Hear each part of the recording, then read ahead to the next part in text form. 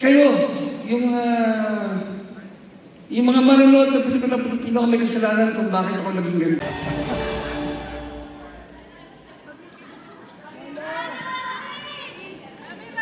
And you're still watching the 6th Eddie's Awards coming to you from the Leo Theater. B, ano ang pumapasok sa isip mo kapag ang isang artista ay tinawag na icon? Bukod sa ikaw ang naiisip ko. Seriously, para sa akin, ang isang iconic star, dapat yan dedicated to his or her craft. At dahil dyan, malamang award-winning ito. Para sa akin, pag binanggit mo yung pangalan niya, naku, marami talagang magtitilian ng mga fans dyan. Kasi marami ang tumitingala sa kanya. Kasi maraming tagahanga dahil nga nararamdaman nila yung passion ng individual na ito para sa craft niya. And also when you say an icon, you know, they've definitely withstood the test of time. Mahirap, di ba, sa industriya natin tumagal and to be considered an icon. It's a gift, you know, it's a recognition, especially if it's given not just by your peers, but by your contemporaries or the people in the same field, di ba? Or like tonight, the editors. Exactly, exactly. So ngayon, malalaman natin yan kasi sinabi mo icon. Siyempre, kailangan malakas yung mga sigawan ng mga tao, di ba? As we get to know the iconic stars that we are about to honor. Show business runs in the family of our honorees. These fine actors have left a mark in the entertainment industry and will forever be remembered as icons. And kapag sinabing child wonder, isa lang ang pangalan papasok sa isip natin, di ba? Kinalakihan natin to, alam mo yan. Mula sa pagiging child star hanggang ngayon, he proved to be a true actor, never outgrows his love for the industry that became his second family. Ladies and gentlemen, the Eddie's Icon Award is presented to Mr. Nino Mola. To present the award is Jerry Olea of Philippine Entertainment Portal.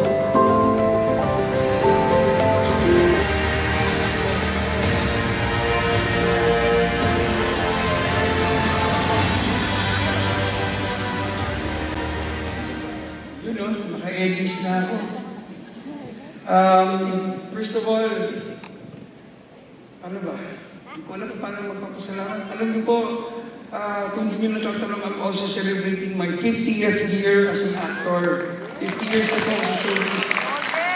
Pero ano yun kasi 2.5 ako nag-start, kaya 50 years. Hindi ibig sabihin 60 na ako, hindi naman. 52 pa lang ako. I started when I was 2.5. Nung nagsimula ako, buti ko pang abutin yung black and white. Pero lahat yung ginawa ko in full color. Pero may mga lumalabas na pelikula na black and white. Yan. Kaya buti na lang hindi ko inabot yung black and white. I'm so blessed. I'd like to thank, of course, ang mga bumubuo ng Eddie's Awards, sa mga mamahal nating mga editors, at siyempre sa mga reporters, kami mga artista, utang na loob natin ang lahat ng ito sa inyo. Lagi lang sa mga tagahanga. At syempre, kay Papa at kay Mama, sa mga magulang ko, kundi dahil sa inyo, wala ako dito. Ma, Pa, this is for you. Pero gusto ko din sabihin na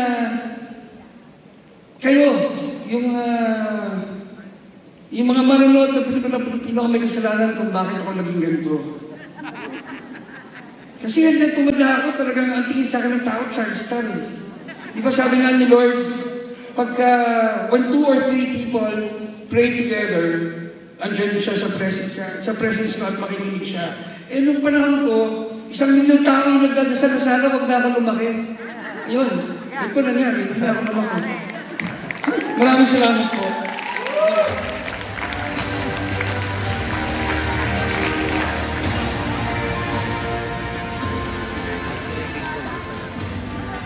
He is best remembered for his portrayal of a teen coming to terms with the pressures of growing up with the help of his friends.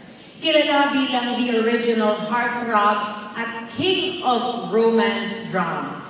He defined a generation of film enthusiasts, and for that alone, he deserves to be called an icon. And he is Aga Mula. Presenting the award award is Don Servino of Amante Online. And to receive the award on behalf of Aga Mulak is Andres Mulak.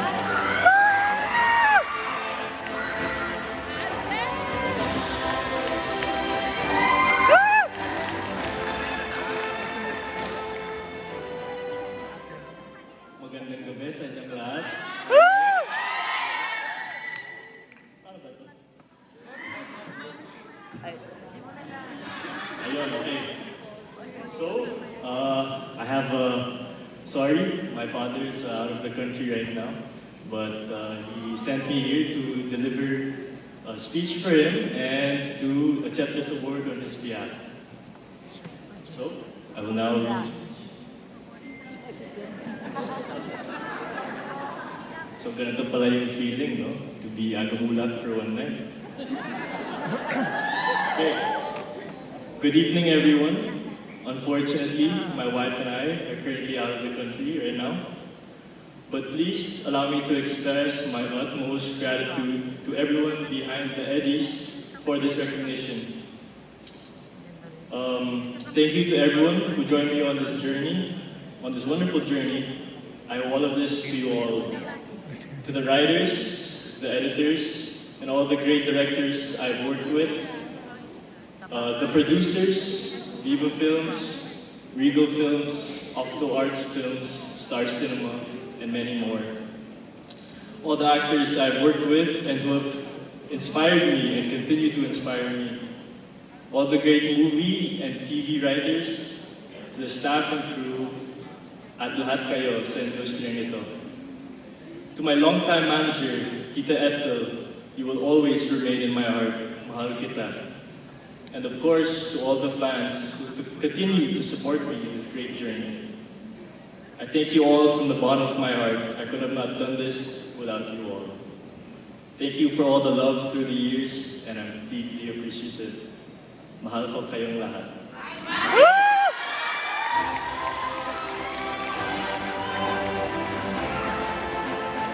She came into the limelight at the age of 3. Her acting career blossomed as she grew up and became one of the most bankable stars in the 80s.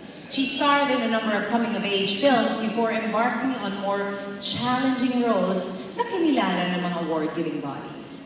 Mga kaibigan sa industriya, it is with pride that we present the Icon Award to Snooki Sen.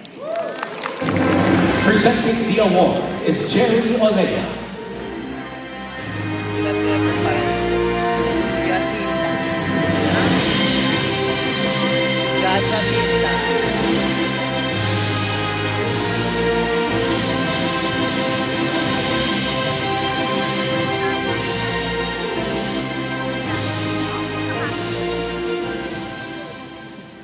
Magandang gabi po sa inyo lahat. Hi, Iza. Hi, Piolo. Hello po. Alam niyo, I really appreciate the Eddies Awards for giving this old lady the honor of being one of the icons of the year. Maraming salamat po sa Eddies Awards. Hindi niyo na itatanong, medyo magbubuhat po ako ng bangko. 53 years na po ako sa industriya ngayong taon na ito. And sabi nga ho nila, it takes a village to make somebody as popular or as beautiful. Alam niyo, marami akong dapat pasalamatan. Unang-una ho, gusto kong pasalamatan, syempre, nasa taas na po siya, si Tito Lino Broca, who was my mentor and my discoverer, si Aling Piling Blas, si Aling Torek po of LVN Pictures, na nag-discover po sa akin at the age of 3 years old sa pelikulang Wanted Perfect Mother. Pangalawa po, gusto kong pasalamatan ang aking, sana maalala ko lahat kasi hindi ako nag-write ng speech, pero sabi ko kung ano na lang ililid ng Holy Spirit sa akin. I'd like to thank Mother Lily Monteverde. Mother, maraming salamat po sa inyo sa pagbibigay niyo po ng tiwala sa akin na maging isa sa mga regal babies ninyo at binigyan niyo po ako ng second breakthrough sa akin pong pagbabalik bilang teenager sa aking aming pelikula po ng aking dalawang kapatid na si Dina at si Maricel ang Underage. Gusto ko rin pasalamatan si Dina at si Maricel dahil sila po yung naging talagang mga parang tunay na mga ate ko sa industriya natin. At hanggang ngayon ay ganun pa rin ang turing nila sa akin, parang ako yung bunso nila. At syempre po gusto ko magpasalamat sa aking family, sa aking pong si Tita Eden na nag-alaga po sa akin since I was a baby. Katuwang po siya ng mami ko, si Mila Ocampo. I'd like to dedicate this award to my mom na walang sawang nag-alaga sa akin at nag-manage sa akin hanggang sa nung siya ay namahinga na alongside my manager now and for how many decades now, si Leo Dominguez. Leo Dominguez, thank you very much of LVD Management. Leo, I love you. Thank you for being a friend and a brother to me. And of course, ayaw niyo ho ito na sasabihin ko. Please indulge me, pasensya na ho, medyo mahaba ito. Si Bam Salvani po, who is in the audience. I'd like to thank Bam Salvani, magka-crack ng voice ko, naiyak ako, for being like true brother to me. Minsan nga ako niloloko ko siya, parang naging parang napoposes siya ng mami ko si Mila Ocampo. He's very protective of me and I need that. Because sometimes I can be very sensitive, I can be very vulnerable. And of course, gusto kong pasalamatan ang lahat po ng mga kasama ko, mga colleagues ko sa industriya na si Nino, nako, alam niyo na, banggit, yung mga naging honorees po ngayong gabi, Aga, Richard, Gabby, si Nino, lahat kayo naging part ng aking career. At nagpapasalamat ako sa iyo, Nino, for getting me sa ating pelikula, Tahan na Empoy Tahan. At the time na parang alanganin mo ang mga taong kunin ako at bigyan ako ng break because I was at that awkward age. I love you, Nins. And maraming salamat din po sa mga nagbibigay po ng suporta sa akin. Ayoko po silang tawaging fans, kundi po mga sumusuporta at mga kaibigan na hanggang ngayon, 57 years old na po ako, mahal niyo pa rin ako. Maraming salamat sa inyo. And lastly, syempre po, last but not the least, no, marami pa eh. Sorry meron pa ho, yung dalawang anak ko, si Samantha and Sachi. I offer this award to you. Mahal na mahal ko kayong dalawa. And, of course, I'd like to offer this to my best friend, maybe my soulmate, si Ramon Villarama. Doc Ramon Villarama, para sa inyo to. Thank you to the Villarama family for being so supportive of me and for being so kind to me all these years. And, syempre po, I'd like to give back all the glory, the honor, and the praise to our Father in heaven. Ang buhay ko po ay isang buhay ng mirakulo. I am a living miracle that God is good and God is gracious. Marami na ako napagdaanan sa buhay, marami ako napagdaanan sa karera ko.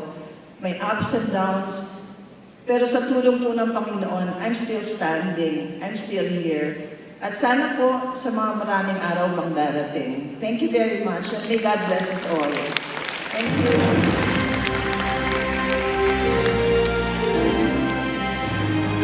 The much-awaited finale and the biggest awards of the evening are coming your way when the 6th Eddies Award